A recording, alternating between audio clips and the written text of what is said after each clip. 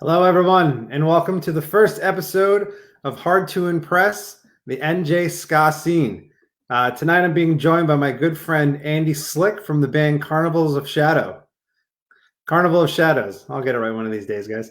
I met Andy almost 2 years ago. For those of you who don't know me, I am the guitar player in the band The Skawalkers.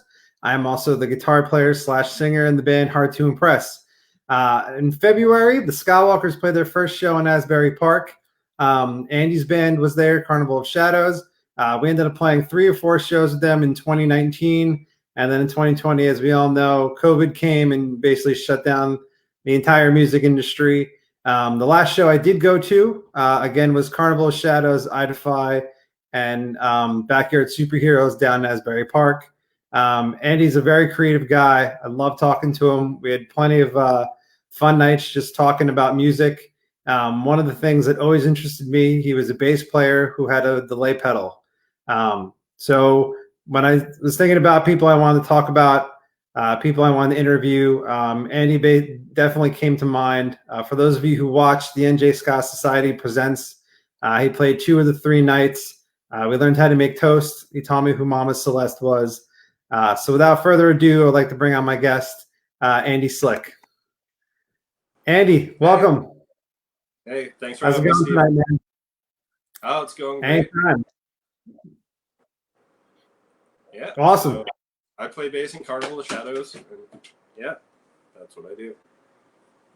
Very cool. Very cool. So let's get into it, Andy. I think part of the premise here is Catch joining us. He'll be around. Basically, what I want to dig into is who is Andy? What makes Andy tick? What got Andy into music? So I'm going to start this off. Basically, how old were you when you got into music? Well, for me, I would say it kind of was like from the womb, from birth. Just I come from a very large musical background with my family in general. So I kind of came out feeling the rhythm, As far as like actually getting into music and discovering what I liked, that would come more around like 4th grade, I'd say. And what was the first instrument you played? Oh, piano. Yeah. Okay. Piano first.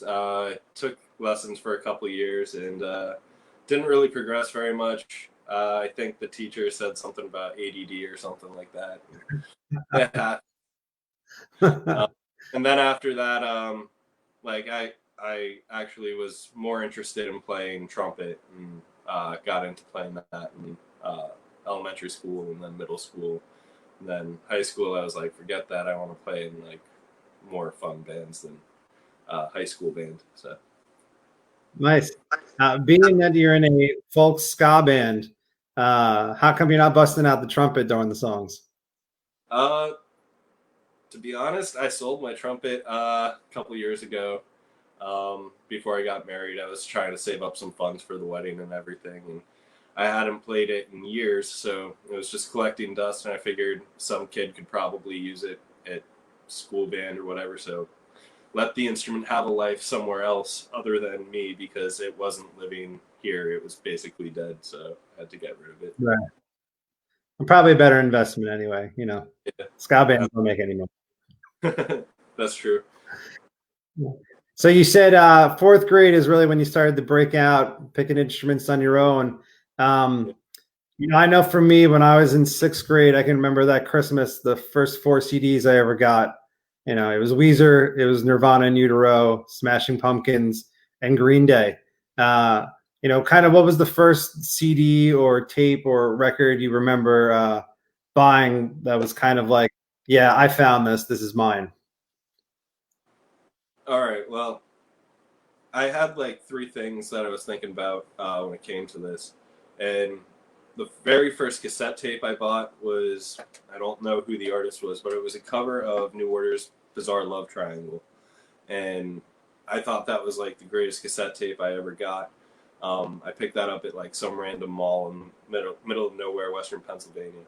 And then the next like big purchase that I was like, oh man, this is great, came like summer after 4th grade, going into 5th grade. I was at Staples and I found greatest rock hits of the '80s. Don't mind the camera shaking. There's a cat doing its thing. So, Kyla, come here. Cats are cool. This is my buddy. All right, so I got rock hits of the '80s, and that was I turned over the back and I saw that "Come On Eileen," Dexy's "Midnight Runner" was on there. So I was just like, all right, need that.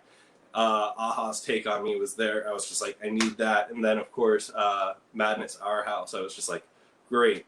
And then I picked up that CD for like $3 or $4, and that was totally awesome. And then my actual first album was 311 Grassroots. And I got that in 5th grade. That was all because my 5th grade teacher was obsessed with 311. He played bass, so I think he was a little bit of an influence when it came to that. Dude was really awesome. So those were my top. I remember when Down Down came out. They had that video with like the sumo wrestler in it, right? Yep. Yeah, that was good stuff. 311 was just like, I don't know. All their stuff sounds the same, but it's different all at the same time, and it's just good. Have you ever seen them live? No, I have not. Oh, their live show is incredible. They do this one thing where like everyone just starts playing drums together and they line up all on stage and they're doing this crazy drum solo for like 5 minutes. But of course everyone's just like gone having a good time, and it's just 311's fun. Oh, that's really awesome. Go check that out on YouTube. They gotta have something. Yeah, for sure. So after you found those selections, I guess the next question is, if you play more than just bass, obviously, what kind of, did you go to shows first, or did you go to shows because you started a band? How did that kind of work itself out? It was kind of a mix of both. I think I started a band right around the same time I started going to shows. It was like, shows are fun. I should start a band. Like I really started going to shows in middle school, and it was great. And my very first show was like the Bank Robbers, which was like a local pop punk emo band. And I was told Godey's Hook played as well as Evergreen Terrace. I don't know if that's true or not. I was too young to like actually know who's who or anything. But it was first show at Jackson Fire Hall. It was awesome. So that was happening. I was going to those shows, and I was in middle school, and I had a group of friends, and it was just like these two guys. This one kid, Mike Cusinelli, and this other kid, Andy Laszlo. Andy Laszlo was like this insane drummer. He was like beyond levels for like a middle school kid. It was just like, wow. And then my buddy Mike, like I knew him since like the 3rd grade. We were as thick as thieves back in the day. He played bass. So it's just like, it just made sense. Like I had a recording studio in my basement. There was them. It was like, let's just get together. Let's jam. Let's see what happens. And we ended up writing one album. It was called Super Balls from Planet Mars. We released it off of our own like DIY label, whatever. And that was the first band. We played like a handful of maybe like 3 shows, like 2 backyard shows and 1 actual show in a theater somewhere. And that was cool. And then a couple years later, I didn't start, but I joined a couple other bands, and things kind of snowballed from there. Yeah. How did any of these bands become serious? Did you ever do any like mini tours or anything? Yeah. As far as seriousness goes, the next band I joined was this one called Gray Lines of Perfection. They're Christian post-hardcore. I know that seems kind of strange if you know me now, to think of me in a Christian post-hardcore band. But yeah, they ended up signing to, I don't even remember what label. It was like Rise Records or something after I left the band, like a month after I left. And that was cool. We did a lot of shows up and down the East Coast. That was like the days of like MySpace and girls' jeans and white belts and swooshy hair and all that fun stuff. Then after that, I would say the next somewhat serious band was called Hit the Ground, which was like a street punk band based out of Howell, New Jersey. We played a lot of shows down in like Tom's River, at Pine Lake Park Clubhouse, and a bunch of different like VFWs and stuff. Um, and that band was just a lot of fun. It was just us doing what we loved, and then out of nowhere, it kind of snowballed, and people were like, "Oh shit, this band's got a lot of energy. They're having a lot of fun doing what they're doing." And people started turning out to shows. And I remember I left. I basically left the band because I went to college, and I couldn't make practices or anything in New Jersey because I was down in school in Baltimore, and it just didn't really make sense. So I Mhm. came up just to a show to support them, and I'm just sitting out on this porch, and this kid's smoking a cigarette, and I'm like, "Who are you here to see tonight?" And he's like, "Well, there's this band Ash Monday. They're pretty cool, but there's this one band Hit the Ground. They're fucking sick, man." And I'm like, "What?" Like I'm just like, "All right." Like I was not expecting that. So yeah, that was that. And then after that, there was this group called the New and You. My buddy Pat and Derek. That was a group we had in college. That was just something more. We'd crash dorm rooms and start throwing shows just because we wanted to. And we had Mhm. a handful of songs where we would just get really drunk and play. So that wasn't too serious. And then Carnival of Shadows has really been the most serious out of all of them. Uh, I've been with them for 3 going on 4 years. I think I have no idea at this point. I think it's been 3 years. Um, yeah, 3 years going on four. Um, and we've just been playing a lot of shows. Granted, 2020 is what it is, but yeah, it's been a blast for sure. So let's talk about Carnival. How did you meet Randy and Nelson? How did you guys get together? Um, well, I've known Randy for 8 years now, something like that. We belong to a medieval recreation group called the Society of Creative Anachronism. Basically, it's historical LARPing. Um, we both shoot archery, and we met through mutual friends within the group. And actually, a good friend, Bob, who passed away a few years ago, unfortunately. Um, if you watch our video for Through Their Eyes on YouTube, Bob plays like the homeless guy. So Okay. we met Bob actually um, at a bacon party or a Christmas party or something. A lot of whiskey, a lot of bacon. It's a really good time. Um, so I met Randy through that. I knew he was in a band, um, and everything was cool. I didn't know Nelson at the time, and they had a full lineup. Um, and unfortunately, the previous bass player passed away, and Randy put out like an SOS a few months later saying like, "Hey, we need to keep moving. We need a new bass player." And I was turning 30 at the time, and I didn't have a bass. Um, I, my last bass ended up in California or something. I don't know where it ended up last. Um, Okay. I lost it in a move, more or less. Um, Yeah. so my brother had recently was just like, "You want a bass for your 30th? Here's a bass," and he bought me. I'll show you. My This is my baby. He bought me this. I just wanted to show this just because of the stickers on there. Just shout Yeah. out to. Um, Is that an so Ernie Ball? no, it's like the sub series. So it's Okay. yeah, it's the cheap version of an Ernie ball, but it basically sounds the same. Can't really tell the difference if you don't have a keen ear. Um, but yeah, so I got the bass. I was like, "Hey, Randy, I know you guys are looking for a bass player. I'd like to try out." Showed up to his house with a couple growlers of beer um, from the brewery I was working at the time, and we proceeded to drink. And I tried out, play the songs. I didn't really know them quite well at that point, but I figured them out eventually. And lo and behold, I'm still with the band 3 years later. So uh, I guess I did something right, or maybe they just keep me around for the beer. Yeah. Possibility.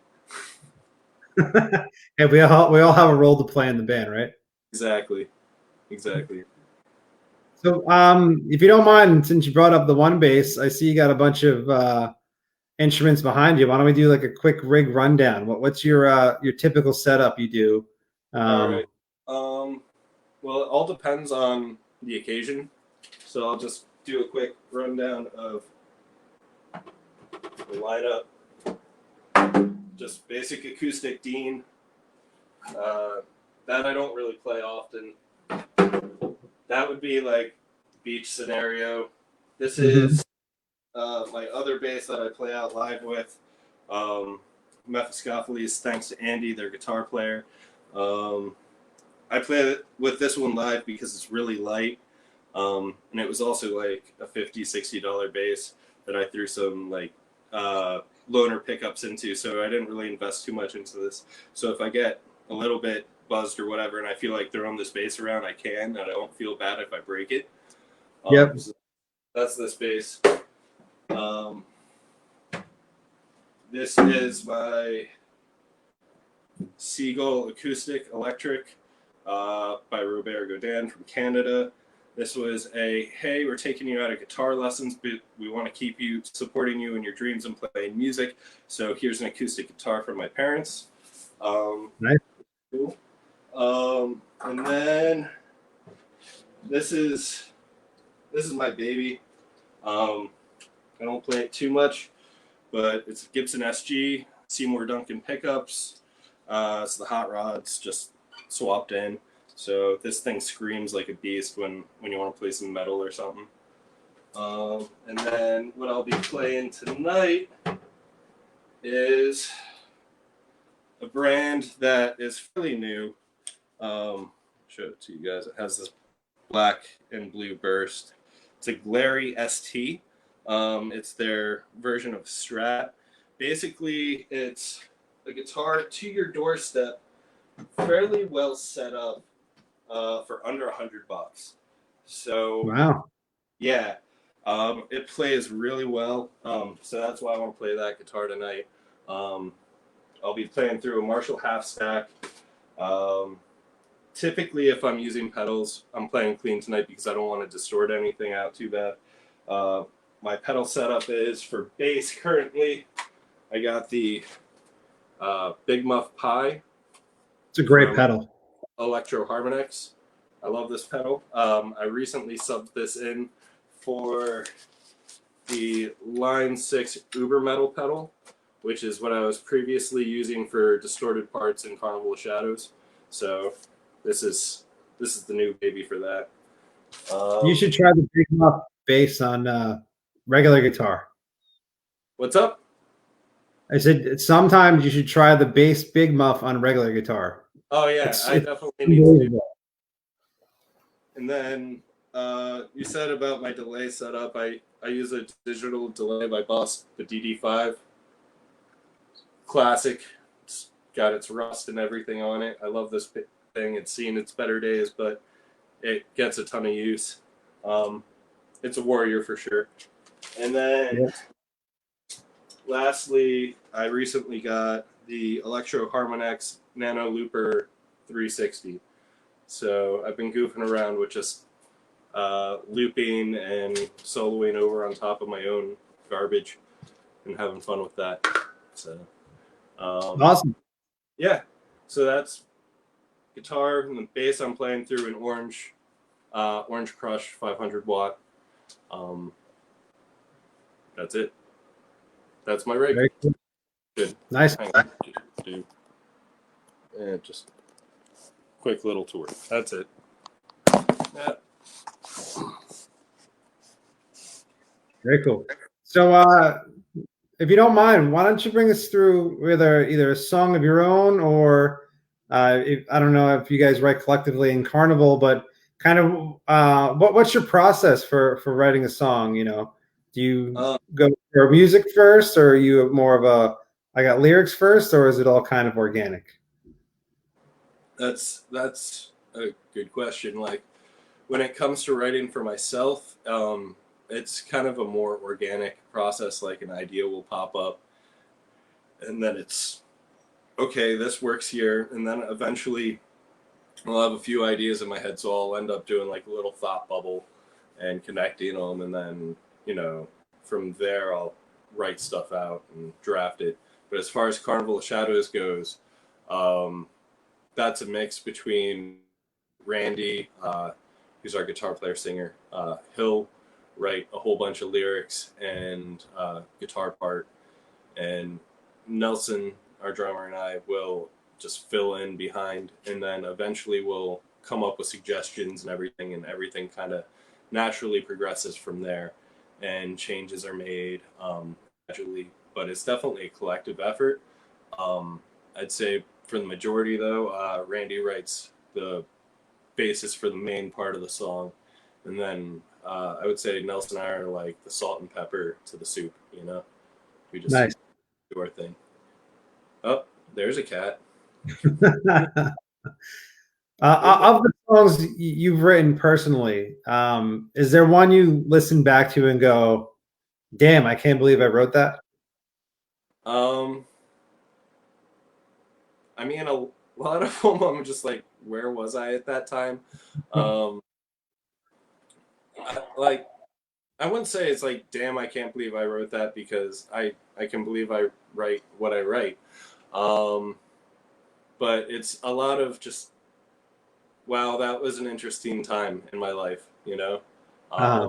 'Cause a lot of the stuff I write comes from like a certain period or something that's important to me. Um, so if anything, like when I look back at a song, it's like, oh, that's a reflection of something that I was experiencing at that time. Right. But I don't think any of my songs are like, damn, that's like Stairway to Heaven. Depends who you talk to. Some people don't like Stairway to Heaven. Well, I mean, Yeah, you could that's true. steal it from somebody else and then call it your own. I guess that's how they got Stairway to Heaven. True, that's very true. No, that's cool, man. Yeah, I know as a songwriter that there are some times where like I'm constructing some stuff and I'm just like, what made me go in that direction? Like I don't know, but I'm glad I did. So Yeah. Yeah, I can see that, like, for sure. There's definitely times where it's like you'll write something in particular, and it's just like what I was saying before. You reflect upon it, and it was like, where was I? And dang, that might have been clever. Like yeah. it's just, and it's like I thought of that. Where'd that came from? Yeah, I guess you're right. There are some times. If you were to go back and pick, let's say, three albums that you think have influenced you the most. And again, if you want to expand on more, I'm just throwing out the number three. What would they be? Oh, geez. Um, I'd say Dead Milkmen, Beelzebubba. Great album. Dead Milkmen are just like one of my favorite bands of all time. The satiricalness of everything and the seriousness all at the same time. Um, that would be probably number one. Number two, Built to Spill, Perfect from Now on. Just epic guitar. It's just that kind of sound that if you have a good set of speakers, or you're in your car and on a late night just driving down a road with the volume all the way up, it just cuts through you and just moves you. Um, and then I'm just gonna have to do it. Should I? This is a tough one. Three. Again, you could do more. I know someone asked me once one of my top 10 ska albums, and I gave them my top 10, and then I gave them my top 10 from New Jersey, and then I was going like top 10 two tone. I was like, I just got to stop. Yeah, it's just like Operation Ivy was fucking great. Like Mhm. that's probably one of the best albums ever. Um, what else? I would say the Specials. Like I can't say any specific album from the Specials, but like everything that they put out, like Ghost Town is one of my favorite jams. Mephistopheles, um, everything they put out is phenomenal.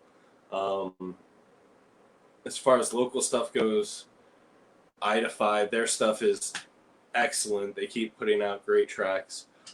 Scott Walkers, you guys are freaking awesome too. Yeah, there's a lot of good bands that have influenced me, but like as far as top albums recently, I would have to still go with Dead Milkmen, Built to Spill, Ned's Atomic Dustbin. I don't know if you know them, but they have two bass players. They're freaking intense. They're from like the early '90s. That's Uh, cool. yeah, and then like Gas Huffer, which was also like an early '90s punk band from Washington. What are some characteristics when like you hear an album that draws you to it? Like, I know for me sometimes it's I like for some reason drums that have a lot of cymbals in the mix. Some people will say they love metal guitars. Is there like an overall sound or ambience you particularly like or pull out from albums when you listen to them? I guess it really all depends what phase I'm in, um, because I go through phases with when it comes to listening to music in general. Um, I would say when it comes to like rock music in general, like something that draws me when I'm listening to rock music, it would be like kind of like a shoegaze, kind of like uh, Big Muff kind of sound on the guitar, um, with just like a little bit of a Jimi Hendrix kind of wail, Mhm. nice strat sound. Um, I like layered guitar parts.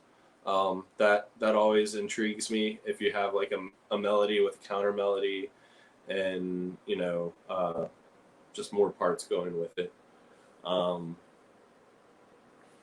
so that's kind of intricacy and conviction as well. If there's conviction behind the playing, like you can tell when someone is playing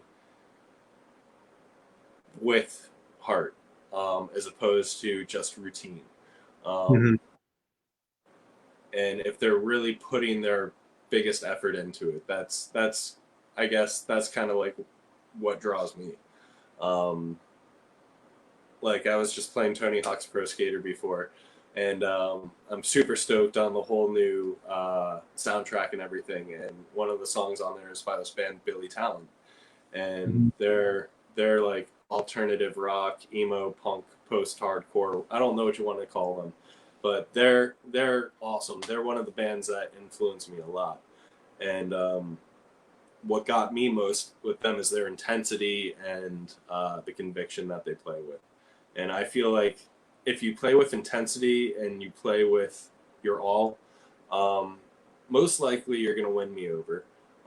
There's a whole bunch of bands that I've seen live that have just blown my socks off, and it's just because their live performance. And then it's you listen to their album, and it's just as good because they put their heart and soul into it. And then there's some bands that put on a good show, but their album is cookie cutter, whatever. Yeah.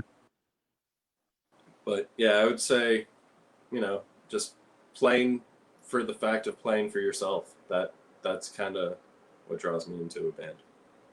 Cool. What would you say is a guilty pleasure? Yep. Um, Russian synth pop. Uh, Okay. yeah, yeah.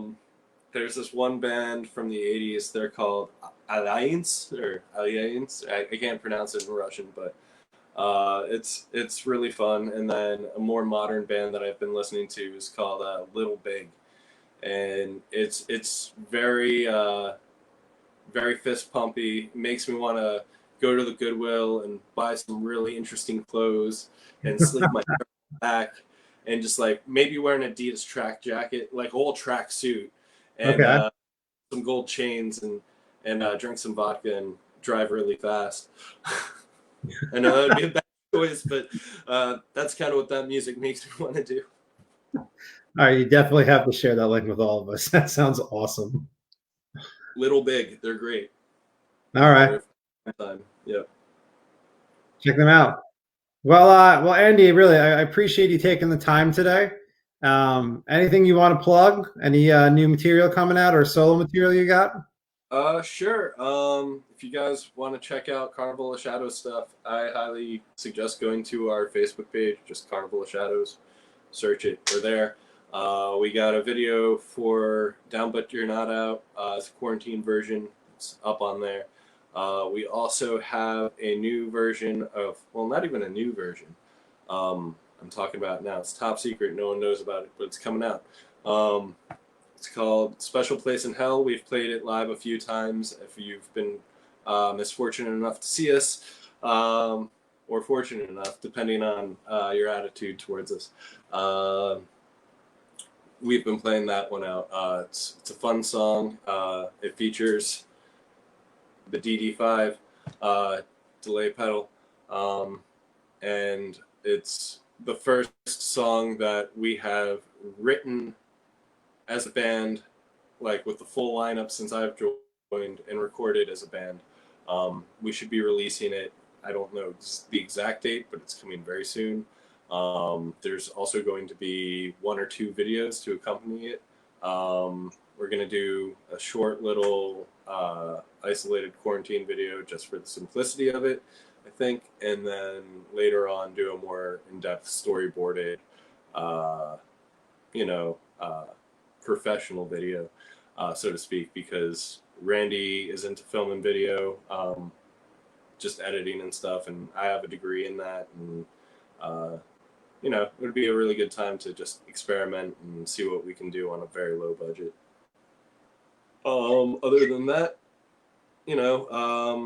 I have a couple songs on Bandcamp, just Andrew Slick, Isolation Autopilot, just Google that.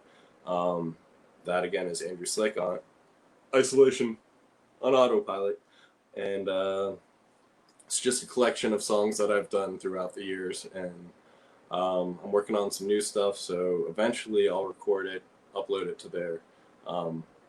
So yeah, go check all that stuff out, support it. I'd also like to plug one last thing. I'd like to plug all your local food banks. At this point in time, people need food. It's starting to get to that time of the year where it's cold, people are hungry, a lot of people are out of work, and it's super important to get out there and help your community. If you guys got extra cans of soup, whatever, if you're at the grocery store, take an extra $2-3, 89-cent can of whatever, can feed a person for one meal, just help them out. Donate to your local food pantry. That's just one thing I'd also like to plug. We just need to give back to our communities, and that's just one thing. So that's what I got for plugging before I plug in and play. Awesome, man. I couldn't agree with you more. Donating the cans. Last year we did a canned food drive you guys helped out with. We got something special coming up for Skanksgiving since, there basically won't be a show this year. So more to come on that. The one last thing I'll throw in is my band and your band are supposed to be on a comp for a Black Lives Matter charity. The date when that's coming out changes every 3 days. So eventually it will show up. Stay tuned on the NJ Ska Society. They keep posting updates. That's through What Do You Know About Ska Punk? Again, check out those comps. I know we're all on them. Always good. It's like 700 songs. You could really kill a good week listening to it. But yeah, without further ado, Andy, again, thanks for your time. Can't wait to hear the songs. Let's get you plugged in and go from there. All right. I'll get this chair out of here. Set this up over here. You're up here.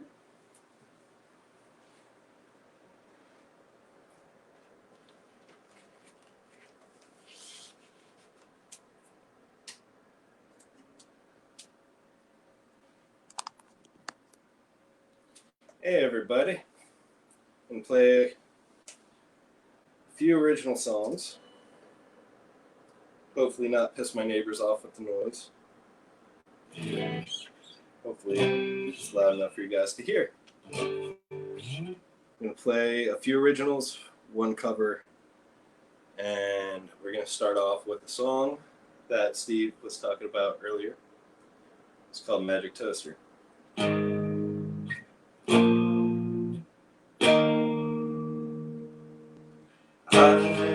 have a toaster. It's a magic toaster. I have a toaster. It makes me toast. It's my grandmother's from 1950. It makes great toast. Yeah, it's really nifty. I have a toaster. It's a magic toaster. I have a toaster. It makes me toast.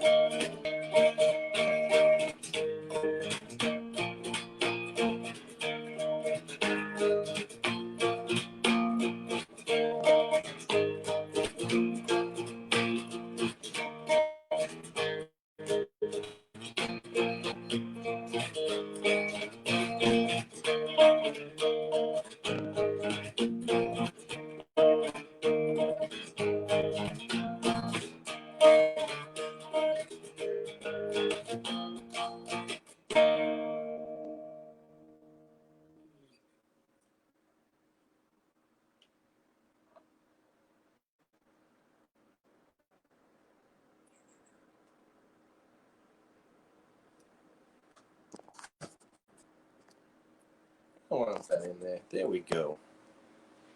All right.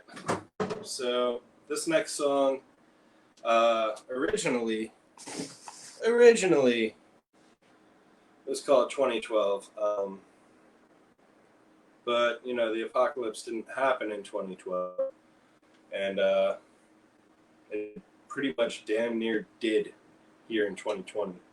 So I rewrote it, kind of, not really, just changed the title. And it is called 2020 now. Let's see if we do this.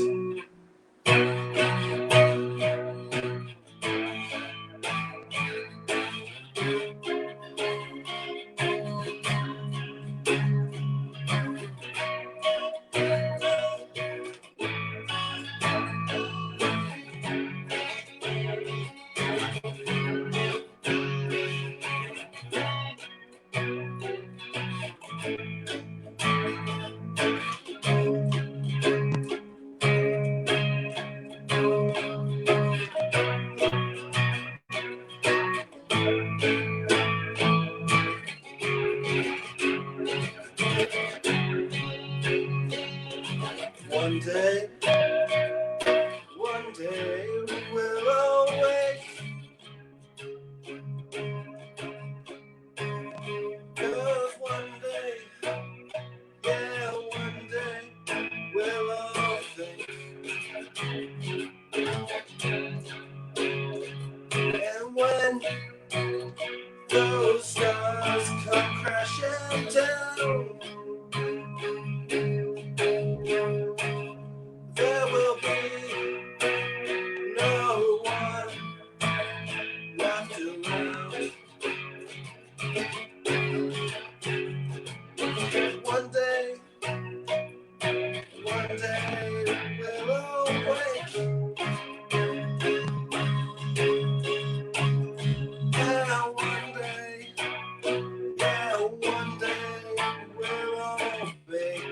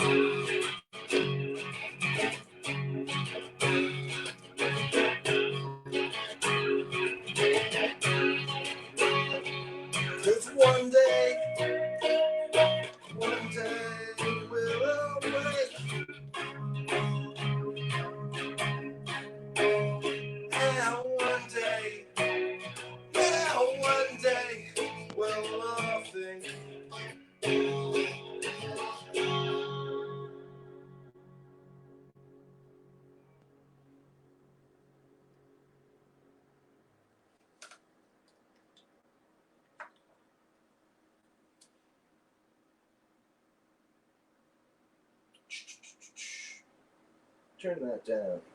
All right, so that song is called 2020.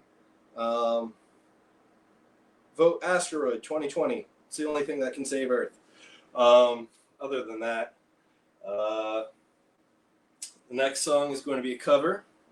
It's by one of my favorite groups, Say Hi to Your Mom. It's called Yeah, I'm in Love with an Android. If you've watched the previous live performances that I've been on, I play this one pretty frequently. It's just because I really like it. And here it is. Her kisses are metallic, and her touch is firm but cold. And I don't think she sleeps at night, but plugs into the wall. We have a great relationship based on things that can't be said. She has a great relationship with my television set. 'Cause yeah, I'm in love with an android. It's a stranger things have happened. Stranger things have happened. The neighbors are not much, and I'm too inquisitive. They don't like heavy metal or the type she shocks up with. I swear I'm done with humans, and I'm bound to keep my word. She beeps for me each time it is to go water my ferns. 'Cause yeah, I'm in love with an android. Stranger things have happened. Stranger things have happened. Do, do, do, do, do, do, do, do.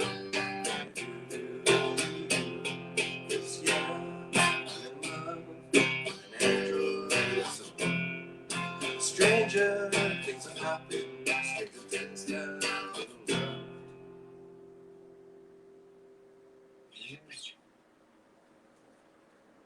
All right, that goes out to my wife, Brittany. Thanks for your support. Cheers, everyone. This last one goes out to Carnival of Shadows, first and foremost, because I love you guys. Also goes out to Steve Skywalkers.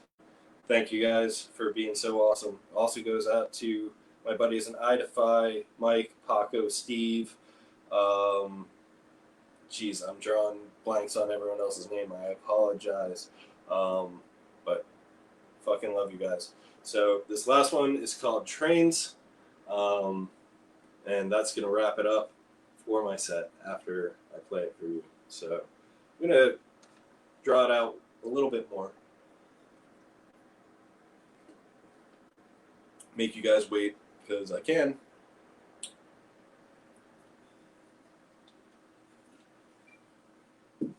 All right.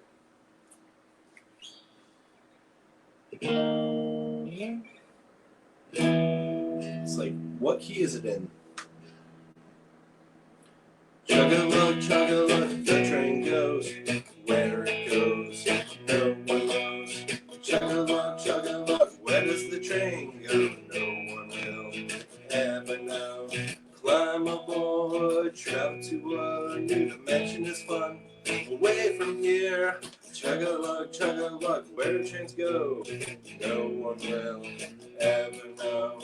You could go to Seattle, where Nirvana's from, or go to Colorado and go load up on guns. Go to California, but that's just no fun. Come to New Jersey, 'cause that's where I'm from. You guys ready? Chug-a-lug, where do cars go? They go through the tunnels with the trains. Chug-a-lug, where do cars go? They get crushed in by the trains. Choo-choo! They go choo-choo! They go choo-choo! And they go choo-choo! And they go choo-choo! Thank you, guys. check my stuff out on Andrew Slick, Isolation on Autopilot, and carnivalofshadows.com. Thank you. Thank you, Steve. Thanks, Andy. Great performance, man. Thank you, brother. So with that said, this concludes episode 1.